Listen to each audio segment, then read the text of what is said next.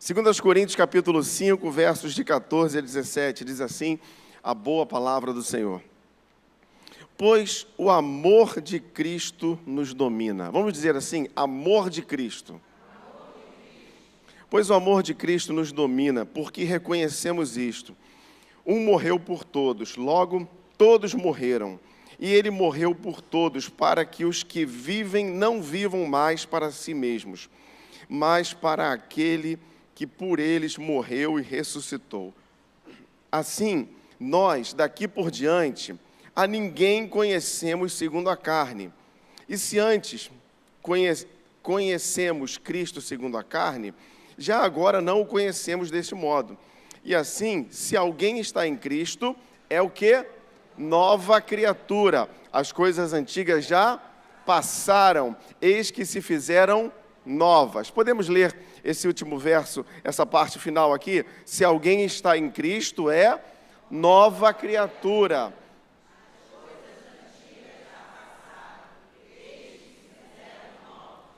Amém. Feche seus olhos, vamos orar. Senhor, nós te damos graças mais uma vez e pedimos agora o teu falar de uma maneira especial, de uma maneira direta a cada um aqui. Que o Senhor fale aos nossos corações e que nessa noite nós possamos sair daqui para viver, sim, uma nova história ao teu lado. Uma nova história com posturas novas, com decisões novas. Essa é a nossa oração, em nome de Jesus. Amém e amém. Irmãos, uma nova história, transformados pelo amor de Cristo. O amor de Cristo, ele é a chave das transformações que nós precisamos.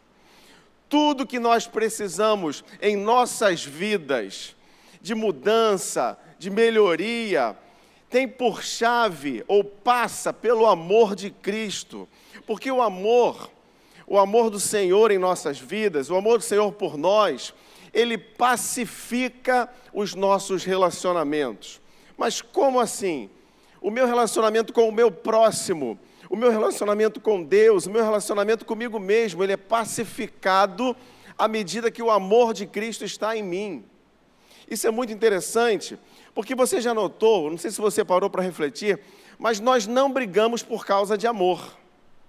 Você briga por causa de amor? Não.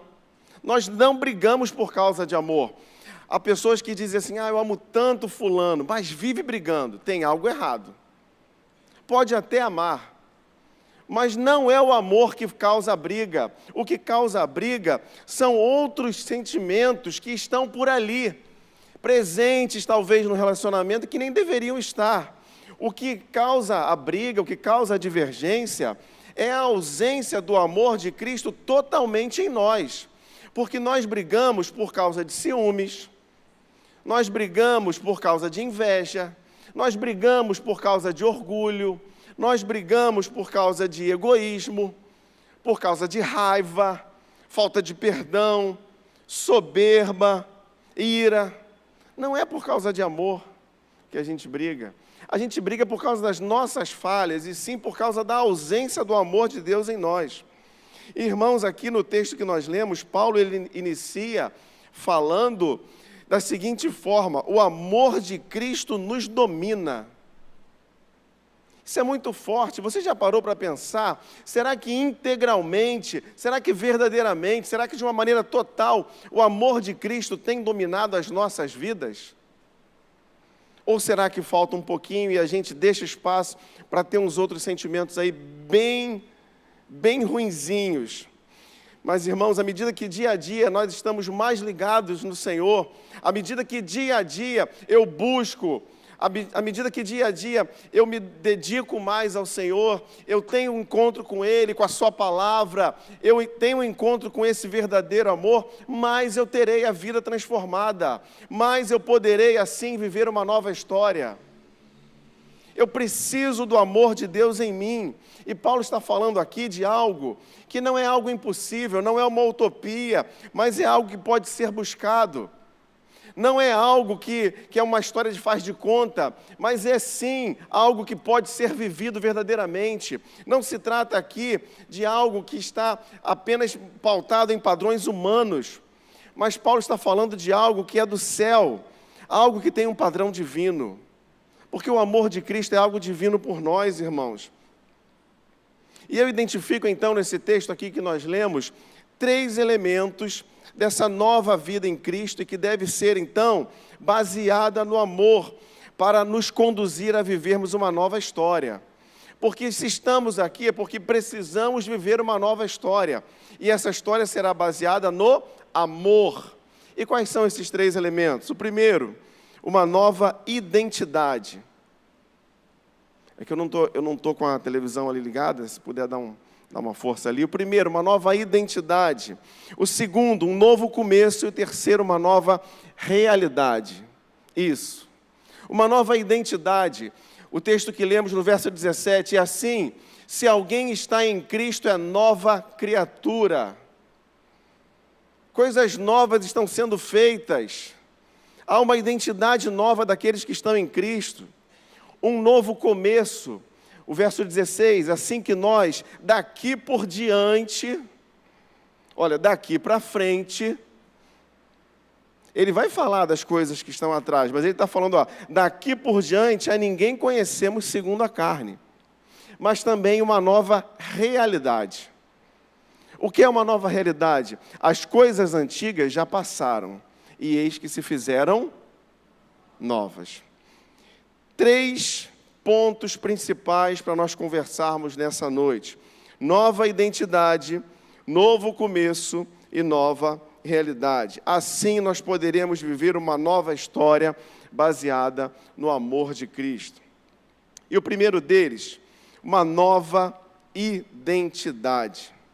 Irmãos, identidade fala das características que nos definem. Se você pegar a sua identidade aí, ela vai ter dados específicos sobre você, que fala sobre a sua filiação, quando você nasceu, alguns traços específicos. Mas eu te pergunto, quais são as características que te definem hoje? Como você é definido? Principalmente por quem está perto de você, né? Aquelas pessoas que te conhecem mais. Quais são as características que te definem? Será que há alguma característica na sua identidade hoje que precise de uma nova definição?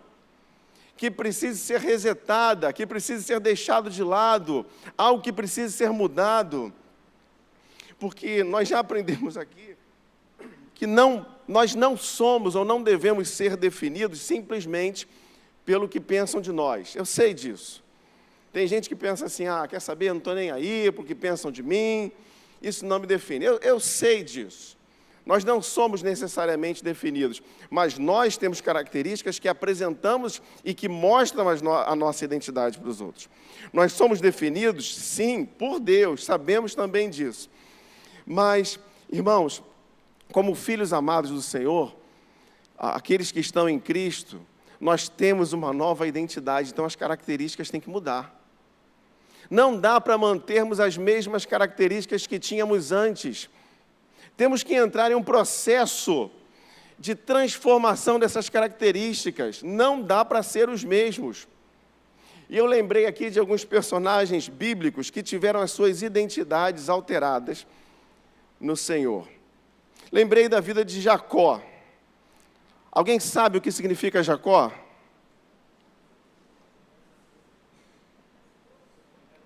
Enganador, usurpador, manipulador, aquele que age com astúcia.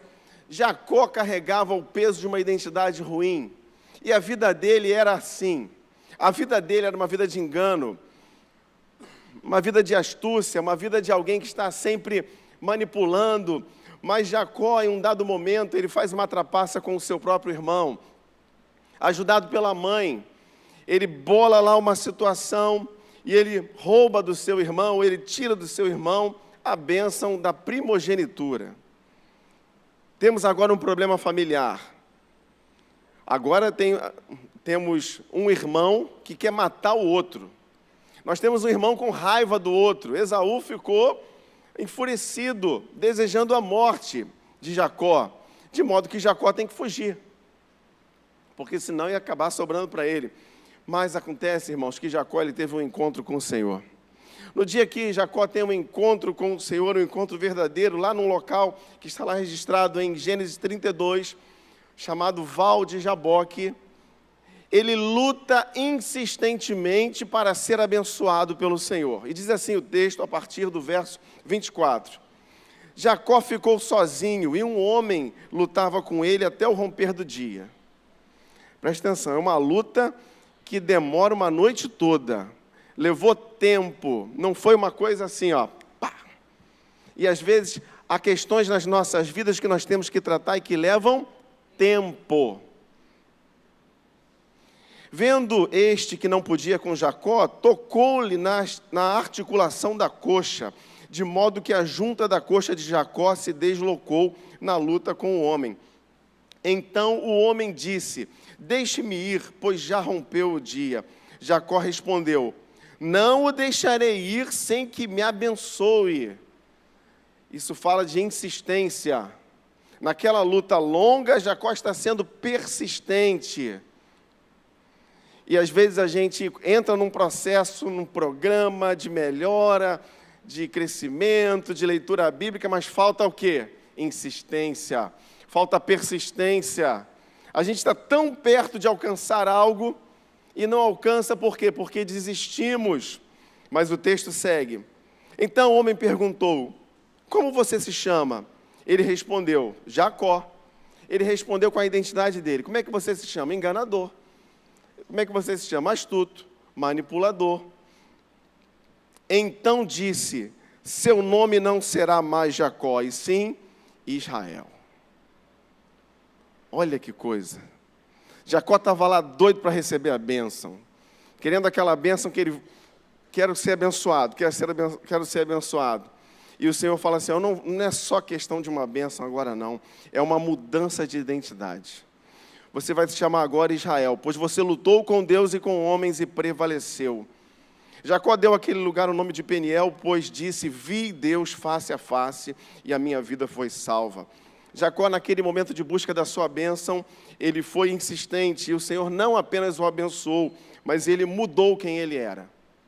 Uma identidade nova. De manipulador para alguém dependente. De autossuficiente para alguém quebrantado. Para alguém que agora está com os olhos voltados para o Senhor. Irmãos, há pessoas que buscam apenas as bênçãos, mas não querem buscar a mudança na sua vida. Não querem ter uma nova identidade. Estão preocupados em receber algo. São, digamos assim, religiosos no sentido de fazer, querer estar, quero participar de certos momentos, mas mudar, porque é bom mesmo, mudar a identidade, não quer ter compromisso.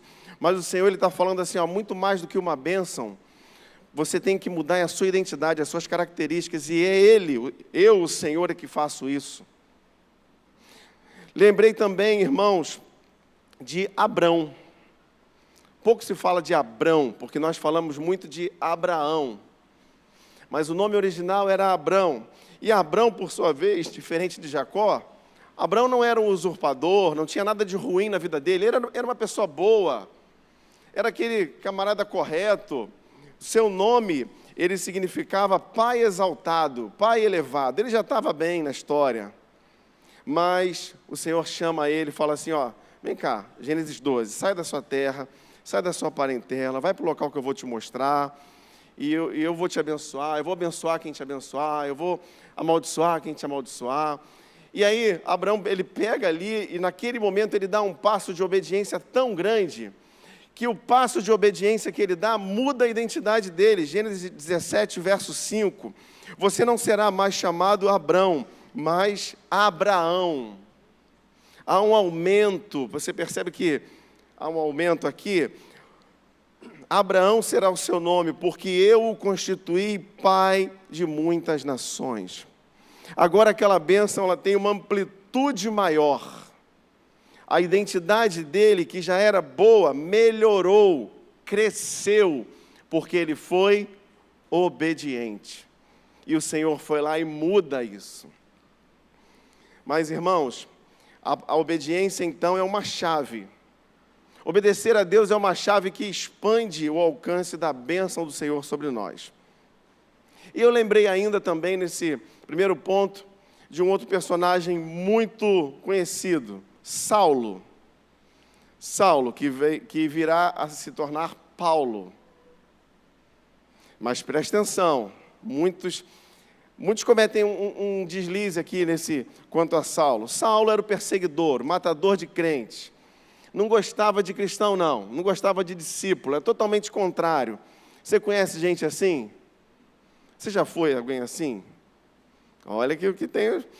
Atos 9, versos 1 e 2. Saulo, respirando ainda ameaças de morte contra os discípulos do Senhor, dirigiu-se ao sumo sacerdote e lhe pediu cartas para as sinagogas de Damasco, a fim de que, caso encontrasse alguns dos que eram do caminho, tanto homens como mulheres, os levassem presos para Jerusalém. Saulo era um camarada tão fora da curva que ele tinha autoridade ou autorização judicial, digamos assim, religiosa também, para perseguir cristão. E ele fazia isso com força, ele fazia isso com vontade, até o dia que o Senhor encontrou com ele. Caminho de Damasco, o próprio Cristo aparece ali para ele, para Saulo. Saulo cai, fica 3 dias sem enxergar. Aquele que era o bonzão, aquele que estava ali, agora ele não está enxergando mais nada, está tendo que depender dos outros. E aí o Senhor levanta um homem chamado Ananias para ir lá e orar por ele. O Ananias ora, Saulo é curado, tem a sua vista restaurada, e ele se torna um pregador da mensagem do Evangelho. Mas é Saulo ainda, hein? Guarda isso. A gente está falando de mudança de identidade. Ele se torna um pregador. Então agora ele tem uma nova história que está sendo escrita com uma nova identidade. A identidade daquele que era o perseguidor, agora ele se torna um missionário. Ele se torna alguém que tem ministério, alguém que prega a palavra. Mas, irmãos, não foi o Senhor que mudou o nome de Saulo. Alguns dizem isso, e não foi. A Bíblia não fala que o Senhor, assim como nós falamos com Jacó ou com Abraão, não foi o Senhor que mudou o nome dele. Quando Saulo, em obediência ao Senhor, ele se torna um pregador e ele assume o seu ministério missionário, ele passa a ir por certos lugares onde a pronúncia do nome dele se torna inviável. E aí há quase que uma mudança natural. Sabe, quando alguém não consegue falar o nome do outro? É uma mudança natural que está sendo trazida pelas pessoas por onde ele passava, pelos locais por onde ele passava. E aí, irmãos, isso me ensina que a nova identidade, ela está ligada ao ministério, que ela está ligada, que ela será reconhecida pelas pessoas ao redor, por onde eu e você passarmos. A nova identidade será reconhecida. Porque se eu e você hoje temos alguma característica ruim da nossa identidade, que nos faz sermos reconhecidos, quando o Senhor nos alcançar, quando nós temos um encontro verdadeiro com Ele, quando deixamos Ele agir na nossa vida e nos colocamos na obra dEle, nos dedicamos a Ele, isso muda. Aquele que era o perseguidor já não é mais. Aquele que falava o que não devia já não fala mais. Aquele que via algo que não devia já não vê mais. E aí quem está perto fala assim, olha lá a vida do Davi, está diferente. O que foi que houve? Talvez você tenha experimentado isso quando você entregou a sua vida a Cristo. As pessoas que estavam próximas a você começaram a olhar de uma maneira diferente. Não vamos fazer isso aqui não, porque fulano está ali. E aí começa a ver quase que um respeito. Não é respeito não, é a sua identidade em Cristo sendo vista. Irmãos, seja persistente em buscar ao Senhor, obediente ao chamado divino e reconheça que o Senhor, Ele trabalha na sua identidade e ela será vista por todos ao seu redor. Então, uma nova história transformada por Cristo, ela proporciona uma nova identidade, mas também um novo começo. Um novo começo. Todos temos algo a recomeçar nas nossas vidas. Todos. Nós aprendemos isso aqui semana passada com o pastor João. Todos temos algo para recomeçar. E um processo de recomeço não é algo fácil. Recomeçar requer boa vontade, iniciar um novo ciclo, superar adversidades, superar pessoas que às vezes estão torcendo contra o recomeço, deixar para trás, ter coragem de se posicionar em dados momentos e deixar para trás aquilo que não serve, aquilo que não é bom, redefinir prioridades. O que é prioridade para mim hoje? O que não é mais prioridade para mim hoje? Muitas vezes reconstruir, e nada disso é fácil. E um novo começo, ele tem duas vertentes, então. Um novo começo emocional, mas também um novo começo espiritual. E eu quero falar sobre um novo começo emocional. Lembro aqui do profeta Elias, grande profeta do Senhor, homem sério, homem firme, homem temente a Deus. Como o pastor Meise fala, ele cuspia fogo, pingava azeite. Cuspia fogo e pingava azeite. Esse era o Elias. Homem de Deus, operoso. Elias enfrentou 850 profetas, de uma vez só ali, de Baal, de Azerá, isso ali no Monte Carmelo. Só que ele vivia num tempo de profunda idolatria. Israel estava envolto numa idolatria tremenda, e aquele homem ali era um instrumento nas mãos de Deus, homem sério. Ele tem uma vitória esmagadora, como eu falei aqui no Monte Carmelo, mas sabe que ele, estando no auge, vem alguém, uma mulher ruim, uma mulher má, e ela dá uma palavra para ele. Uma palavra ruim, uma palavra destruidora. Poxa, mas espera aí, ele estava tão bem, mas ele ouviu ali uma palavra ruim de alguém, chamada Jezabel. E Elias, então, diante de uma ameaça de alguém que ele já tinha visto perder, diante de uma ameaça, ele fica recluso. Irmãos, às vezes a gente está tão bem. Não tem dia que você sai de casa bem, tem dia que você sai de casa assim, todo leve, e aí parece que vem uma pessoa, fala um negócio assim que te joga para baixo. Não é só com você não, foi com Elias também. Ele estava tão bem ali. E aí a gente pode perguntar assim, mas o homem de Deus, aconteceu isso com ele, e o texto dá a entender aqui que a queda emocional de Elias foi tão vertiginosa, que ele estaria aqui, nós entendemos isso, num processo depressivo severo. Mas depressão é coisa de homem de Deus. Será que homem de Deus fica deprimido? Fica. Sabe por quê? Porque nós somos gente. Porque nós temos emoções. Porque nós precisamos vigiar, cuidar o tempo todo. Mesmo servindo a Deus, seja aqui na igreja, mesmo trabalhando bem, então tudo direitinho, a gente tem que ter cuidado, porque a gente está sujeito à depressão, ao burnout, a gente está sujeito à ansiedade, a gente está sujeito a várias outras situações da nossa vida. Já notou como a sua vida é estressante? A minha também é. Já notou como a gente não tem tempo de nada? A gente não consegue parar, ficar vendo. Antigamente o pessoal parava, sentava, ficava do lado de fora da rua, vendo os garotos arrancar o tampão do dedo lá. Hoje em dia não tem nem mais os garotos arrancando o tampão do dedo, está tudo jogando videogame, e não tem ninguém na rua vendo, porque não dá mais, né? Mas não temos mais tempo.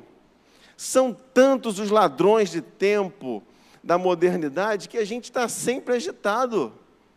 Reportagem de ontem, de um canal nosso aqui, falava sobre a qualidade do descanso. Às vezes a gente não tem tempo, a gente tem tempo de descansar, mas você parou para descansar, a sua mente está a sua mente está assim, e eu sou assim. Às vezes a gente para, aí daqui a pouco eu lembro, tem que falar um negócio para o pastor Jarbas. Aí daqui a pouco eu lembro, o Carlos mandou uma mensagem, tem que responder. E a mente não descansa. Irmãos, isso tudo nos lembra que nós somos seres emocionais e nós somos afetados pelo contexto que nós vivemos. Mas de volta aqui para o Elias, o Senhor ele vai tratar com Elias. O Senhor, ele vai lá e fala assim, eu vou levantar de novo esse meu servo aqui. E ele, nessa noite, o Senhor, ele quer tratar comigo e contigo. Diz assim, a partir do verso 5 de 1 Reis, capítulo 19. Há algumas fases aqui do tratamento emocional que Deus faz com Elias. A primeira fase, a recuperação física.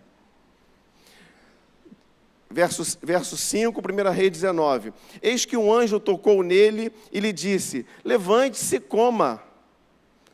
Como dizia minha avó, saco vazio não para em pé. Elias precisava de um tratamento físico que envolvia comida. No verso 6, fala de novo que ele comeu, bebeu e dormiu. Ele come, se alimenta, bebe ali, ele volta a dormir para descansar. No verso 8, de novo, ele come e bebe. Porque existia um tratamento humano ali de cansaço, de necessidade de um sono. Sabe quando você dorme aquele sono reparador mesmo? Quando a gente consegue dar aquela... Ele estava precisando descansar e se alimentar. Parece bobeira, mas tem gente que com comida fica transformado. Ô, irmão, a irmã está rindo ali.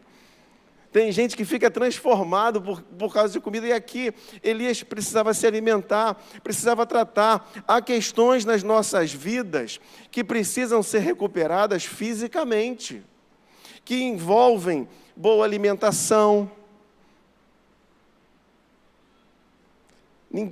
Eu não vou nem perguntar quem que se alimenta mal aqui. Envolve boa alimentação, envolve tempo de descanso adequado. Tempo de descanso é até tirar o celular de perto, porque às vezes você dorme e ele está assim, ó, Você não dorme não entra. Eu já fiz uma vez polissonografia. Você já fez? Tem gente que já fez. Negócio ruim, né? A gente não dorme bem naquele negócio não. Mas enfim, tempo de descanso. Acompanhamento terapêutico pode ser necessário. Acompanhamento médico. Desintoxicação. Tem coisas que precisam ser tratadas humanamente para que nós possamos nos recuperar fisicamente. Mas um segundo estágio da recuperação de Elias, a verbalização da sua dor. Olha que interessante. No verso 18, no verso 9. O que você está fazendo aqui, Elias? Pergunta ao Senhor. Elias respondeu, e agora ele vai falar da sua dor. Ele vai falar da causa do seu problema. Tenho sido muito zeloso pelo Senhor, Deus dos exércitos, porque os filhos de Israel deixaram a tua aliança, derrubaram os teus altares e mataram os teus profetas à espada. Elias começa a falar da frustração que estava guardada no coração. O tratamento de Elias passa pelo verbalizar da frustração que ele estava ali chateado. E segue, só fiquei eu. Mais uma coisa que ele fala, ele estava se sentindo sozinho. Tem vezes que a gente se sente sozinho. E eles estão querendo tirar minha vida. Mais uma, medo da morte. Só que foi necessário Elias falar isso e falar de novo, porque no verso 14, essa pergunta ela é refeita e ele fala novamente. Isso mostra que é um processo. Mais uma vez nós vemos aqui a figura do processo. Irmãos, o Celebrando tem por princípio, como eu disse, falar da sua dor. E às vezes não vai bastar chegar aqui e falar uma vez. Às vezes vai ter que falar 2, 3, orar, porque é um processo. Um outro estágio aqui da vida de Elias, dessa recuperação dele, saber que ele não estava só. Porque ele havia dito assim, só fiquei eu. Ele estava se sentindo a última bolacha do pacote. Só sobrou eu aqui, Senhor. Todo mundo é contrário. Isso não era verdade. O verso 18 fala que havia outros 7.000 que não haviam se dobrado a Baal. E o Senhor tem que lembrar isso para Elias. Você não está sozinho, não. Irmãos, seja qual for a tua dor, eu quero dizer para você que você não está só. Deus está contigo, em primeiro lugar. Em segundo lugar, você tem uma família para pertencer. Celebrando a Vida é uma família para pertencer. E você pode fazer parte dessa família. Mas, principalmente, o Senhor está contigo, você não está só. E a quarta fase aqui da recuperação de Elias, orientação e propósito. Porque ele precisava ser reorientado. Verso 15 e 16. Então o Senhor disse a Elias: vá, volte ao seu caminho para o deserto de Damasco. Chegando lá, unja Azael como rei da Síria. Unja também Jeú, filho de Nissi, como rei de Israel. E Eliseu, filho de Safate, de Abel, Meolá, como profeta em seu lugar. Elias precisava ser reorientado em suas tarefas. Ele precisava que o Senhor, após ter reerguido ele na sua saúde, após ter ouvido o seu lamento, após ter dito para ele assim: olha, você não está só, então agora você volta ao trabalho, porque você ainda tem trabalho a fazer. E às vezes a gente para o que a gente tem que fazer e alguém tem que lembrar a gente. Davi, não para não, tem mais coisa para fazer ainda. Nessa noite o Senhor te fala: não pare, tem mais coisas para fazer ainda. E aí o Senhor, então, ele fala: volta para o caminho, unja fulano, vai lá e unja ciclano, você ainda tem um propósito e uma missão a cumprir. O Senhor, ele tem um propósito e uma missão para cada um de nós aqui. E o inimigo quer que a gente perca isso de vista, que a gente pare, que a gente deixe, que a gente largue de mão. Irmãos, então, para experimentar um novo começo, talvez você precise ser lembrado que em Cristo você não está só, que Deus tem um propósito na tua vida, que você precisa falar das coisas que te causam dor, tocar naquelas feridas, para que elas sejam saradas pelo Senhor, e talvez tratar a sua vida em alguma questão que precise de fortalecimento. Mas, como eu disse, um novo começo não é apenas emocional, mas ele é também espiritual. O novo começo emocional nós vimos através de Elias, restaurado pelo Senhor. E um novo começo espiritual. O texto base: assim que nós, daqui por diante, a ninguém conhecemos segundo a carne. E se antes conhecemos a Cristo segundo a carne, já agora não o conhecemos desse modo. Paulo aqui está dizendo o seguinte: antes da conversão dele, antes de Paulo ser convertido, ele não reconhecia Jesus Cristo como o Messias. Ele não olhava para Cristo e via como o Messias, como o Senhor da sua vida. Mas quem não experimentou ainda uma mudança espiritual, quem não experimentou um novo começo espiritual, ainda não reconhece verdadeiramente Jesus como o Senhor da sua vida.